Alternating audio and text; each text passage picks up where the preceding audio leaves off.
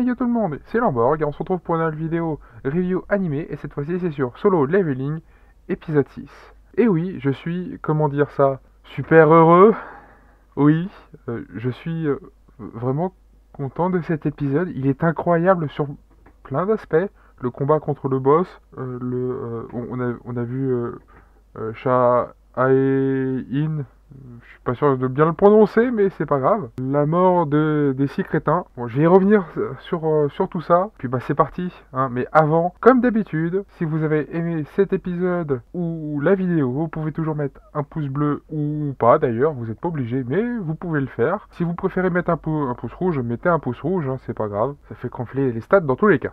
Mais surtout, n'oubliez pas de mettre un commentaire sur qu'est-ce que vous avez aimé dans cet épisode ou dans la vidéo. Après, cela dit, si vous avez des conseils à me donner, vous pouvez toujours les mettre en commentaire et je les lirai et j'essaierai de les appliquer pour la prochaine. Ou pour les prochaines, tout du moins. Ça, et également, bien entendu, de vous abonner si ce n'est pas encore fait et de mettre la cloche sur toutes pour ne manquer aucune vidéo. Voilà, l'intro étant trop longue, on va donc pouvoir commencer. On reprend le début de cet épisode 6 sur la fin de l'épisode 5. On est au même moment, exactement au même moment, vraiment. Donc en soi, on n'a rien perdu.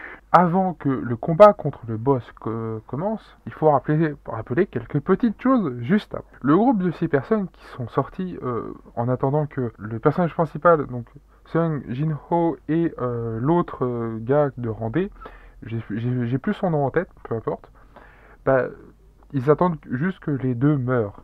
Ça, on l'avait compris depuis pas mal de temps.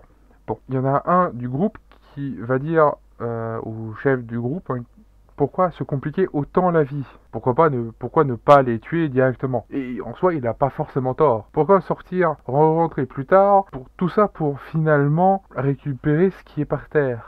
Alors qu'ils les auraient tués directement, on aurait gagné du temps. Sauf qu'il y a un boss, et le boss, il était en train de dormir. Donc, il était pas très chaud. Le chef du groupe était pas très chaud de réveiller le boss pour, entre autres, récupérer l'armure et l'épée plus le bouclier du Randé, récupérer les différents loots de valeur qu'il y avait sur les deux et prendre le maximum de cristaux avant de se barrer. Et tout ça sans réveiller le boss. Bon, sauf que ceci étant impossible, il préfère laisser le boss tuer les deux autres. Tout ça pour récupérer les miettes. Laisser le boss se rendormir pour pouvoir tout récupérer. Bon, la tactique est très très fourbe, mais théoriquement ça marche. Sauf dans ce cas-là, mais on va y revenir à la fin. Le combat contre le boss commence et le Randé, j'ai toujours pas son nom, mais le Randé, donc lui dit au personnage principal que bah, c'est un rang E et techniquement, bah, il peut pas le vaincre. Et encore moins tout seul. Ce qui, pour n'importe quel autre rang E, serait effectivement compréhensible. Sauf que bah, le Randé ne sait pas à quel point notre cher et tendre Sung Jin-ho est fort. Hein, voilà. Ou cheaté au choix. Et encore là, il est plutôt enfin pas safe, mais niveau puissance, ça va. Il est puissant, oui, mais pas non plus, c'est pas exagéré, pas encore, tout du moins. Oh, vous verrez ça d'ici, je pense que d'ici la fin de la saison 1, vous verrez ça. Voir peut-être plus loin s'il y a d'autres saisons, enfin bref, c'est un détail. Et bah, le combat entre les deux commence, et c'est très stylé. Vraiment, j'ai kiffé le combat contre le boss. C'est pas le plus important puisqu'il dure moins de la moitié de l'épisode, donc il dure vraiment pas très longtemps. Et encore, à un moment donné, il y a trois entrecoupures, mais le troisième, je vais y revenir après. Les deux autres, ils sont pas assez importants pour que j'en parle. C'est juste le PDG je sais plus comment il s'appelle, ainsi qu'un autre gars qui son chauffeur. En gros, le PDG en a marre de tout ce qui est médias et formalités, etc. Tous ces trucs-là, où ça lui prend un peu la tête et ça le saoule un peu. Donc le gars qui conduit la voiture lui demande s'il voudrait juste faire un petit entraînement au combat pour lui changer les idées, et c'est ce qu'il fera, et ça lui aura changé les idées. Et en attendant, il est plutôt âgé, le PDG, mais même s'il est plus sur toute sa forme, hein, comme dans certains personnages dans One Piece, où au bout d'un certain âge sont un peu moins puissants qu'à leur apogée, bah, même si lui aussi n'est plus à son apogée, il reste quand même plutôt très puissant à l'heure actuelle, même s'il est plus plus tout jeune, et surtout, il est pas à fond. On n'a pas tout vu, en fait, c'est ça le truc. Mais ce n'est pas grave. Ouais. Cette petite aparté étant finie, le combat contre le boss, donc, c'est-à-dire l'araignée, au bout d'un moment, il se prend un coup. On pourrait croire qu'il pourrait ne pas l'avoir.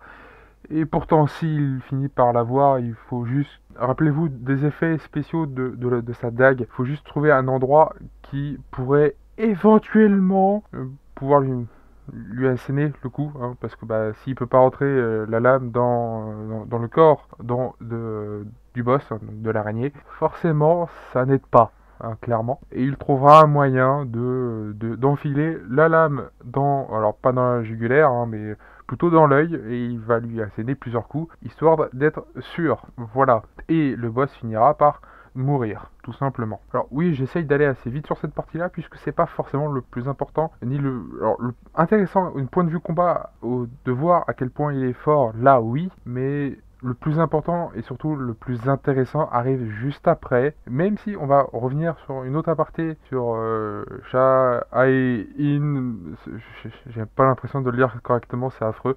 Surtout que j'adore le personnage, enfin bref. Et avant de faire cet aparté là, la bande des six crétins là arrive et se dit que c'est le Randé qui a battu tout simplement le boss. Alors, nous on sait que c'est pas vrai, mais on va les laisser croire pour l'instant. Hein, voilà. On voit à un moment donné trois femmes qui se rejoignent et qui se vont dans un café et qui discutent. Trois femmes dont deux viennent de la même guilde et l'autre pas du tout. Donc il y en a une, c'est les Tigres Blancs, l'autre c'est les deux autres, c'est les Hunters, ou à moins que j'ai mélangé, mais vous avez les noms en tout cas. Et alors personnellement j'ai les manhwas, donc la version physique de Solo Leveling en manhwa, si tu veux, et ces trois-là, je m'en rappelle pas. C'est un détail, c'est pas des personnages très très importants, mais elles vont raconter il y en a deux qui vont raconter que, bah, comme quoi, ils ont été avec Shah-in. Oui, j'en suis de moins en moins sûr. Hein.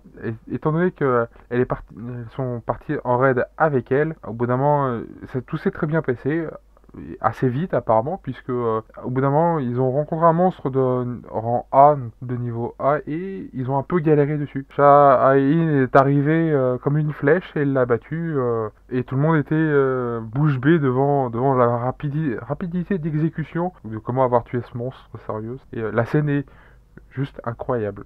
J'adore, je kiffais déjà le personnage en version papier, je le kiffe encore plus avec l'animé. Merci. Juste, merci. Donc on peut enfin reprendre avec les six zigotos là. Ils vont passer par tous les noms au cas où. Et cette partie là aussi est très stylée, surtout à un moment, mais je vais y revenir. Il y en a un donc avec sa magie qui va qui va envoyer le personnage principal dans le décor, pensant qu'il est mort, qu'il l'a tué sur le coup. Et lui va se dire qu'il a oublié une chose essentielle, c'est que, comme dans la piraterie, pour ceux qui regardent One Piece, il y a toujours des trahisons, ce genre de choses au sein d'une équipe, surtout quand il s'agit d'un donjon et surtout quand on a, même s'il y a des règles, aucune surveillance. Il a oublié ce fait essentiel et il va le payer en ayant de trois égratignures.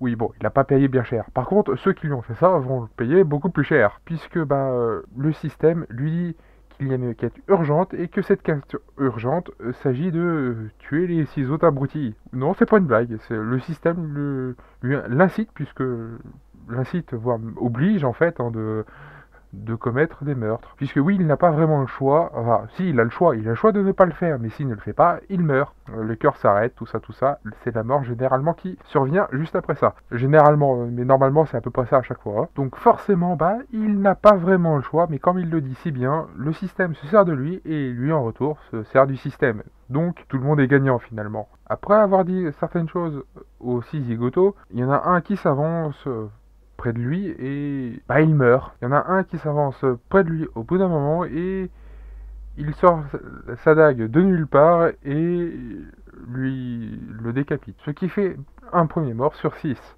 Quant aux autres, ça arrive tout aussi vite, voire même plus vite encore, puisque il se déplace à une vitesse Kuro Sensei, pour ceux qui ont regardé l'animé. C'est du Kuro Sensei, si tu veux, c'est peu près pareil. Ça n'a aucun sens. Mais on adore. Et pendant qu'il fait son petit massacre, il y a un OST. C'est juste l'OST qui passe avec l'image et juste cette scène-là est incroyable. L'OST est incroyable. Je kiffe l'OST. L'OST de cet instant est incroyable. Vraiment. Et par la suite, il finit par tous les tuer les uns après les autres d'une facilité et à une vitesse hallucinante. Quant au chef de groupe, il lui dira que malheureusement pour lui, quand le personnage principal, donc Sung Jin-ho, dit au chef du groupe qu'il est fort, ce qui est le cas, en soi, donc c'est vrai, mais il dit également, il rajoute à ça que pour lui, son pouvoir est sans limite. Et le chef du groupe essaiera de l'acheter avec plus d'argent que ce qui était convenu et surtout des cristaux de mana et des pierres de l'esprit, tout simplement. Et le chef du groupe lui dira qu'il a un frère qui ne sait pas qui c'est visiblement. C'est pas forcément faux puisque c'est vrai. Et nous-mêmes, nous le savons pas encore à l'heure actuelle, enfin vis-à-vis de l'animé là où on en est, parce que je sais qui c'est, je l'ai déjà vu, et ce moment-là, le moment où il s'en rend compte ne s'est pas encore passé, au cas où, pour ceux qui veulent savoir. Je n'en dirai pas plus, mais j'en suis donc bien plus loin que vous, forcément. Tout le moins pour tous ceux qui regardent que l'animé. Une fois que le donjon se referme, il faut sortir. Et il y a une enquête qui s'ouvre. Alors, enquête qui s'ouvre et qui se fermera assez rapidement, puisque la femme qui s'occupe de l'enquête se dira seulement que c'est toujours le rang D qui aura tué le boss, le rang E, c'est-à-dire le personnage principal, sera caché dans un coin. Et l'enquête est terminée. Oui, je l'ai dit, c'est assez rapide. Leur enquête, on va pas prendre le temps de vraiment enquêter, mais c'est pas grave, c'est un détail. Puisqu'au bout d'un moment, il commencera à pleuvoir et il pensera qu'effectivement, c'est bien, il avait finalement raison de lui avoir donné un parapluie. Voilà, tout simplement. Donc, pour ceux qui se rappellent de ce moment-là, dans l'épisode 5, où il a forcé sa sœur à prendre un parapluie, pour ça. Pour ceux qui n'avaient pas suivi. Et à la fin, la dernière scène qu'on a à la toute fin de l'épisode, c'est un homme qui se met debout. On ne sait pas qui c'est, on ne sait pas où est-ce qu'il est, on ne sait pas dans quel pays il est, on ne sait rien. On sait en revanche qu'il est plutôt grand et baraqué. On sait pas grand chose en fait. Alors pour ceux qui le savent déjà, tout comme moi, pas de spoil dans les commentaires, je vous remercie, puisque certains le découvrent avec et seulement avec l'animé. Pour moi ce n'est pas une surprise, comme à peu près tout ce qui se passe dans l'animé. Mais je le redécouvre en animation et c'est incroyable. Voilà ce que je pense de l'animé à l'heure actuelle et surtout de cet épisode. La scène avec Cha. Je vais l'appeler comme ça, parce que ça ira bien plus vite. J'ai adoré ce passage-là. Et encore, c'est pas le seul passage super stylé avec elle. Il y en a beaucoup d'autres bien plus tard. Ça, entre le combat contre les 6 abrutis, avec la musique, avec l'OST incroyable. Le combat contre le boss qui était incroyable aussi. Pas du même niveau, mais aussi très très très bon. Juste tout est bon dans cet animé. Le seul point négatif, c'est que on sait bizarrement pas où est-ce que ça se passe. Pour ceux qui ne sont toujours pas au courant, c'est censé se passer en Corée du Sud, à Séoul plus exactement. Mais c'est un détail, chut, faut pas le dire. En tout cas, je vous dis que vous pouvez toujours mettre un pouce bleu ou un pouce rouge si ça vous a plu ou non. Vous pouvez également mettre un commentaire sur si vous avez des conseils ou si vous avez aimé la vidéo ou plus simplement l'épisode, si vous voulez juste débattre de quelque chose ou juste dire ce que vous en avez pensé de l'épisode, et mais également de vous abonner si c'est pas encore fait et de mettre la cloche surtout pour ne manquer aucune vidéo, bien entendu. Sur ce, c'était Lamborg, à plus tout le monde, bye bye.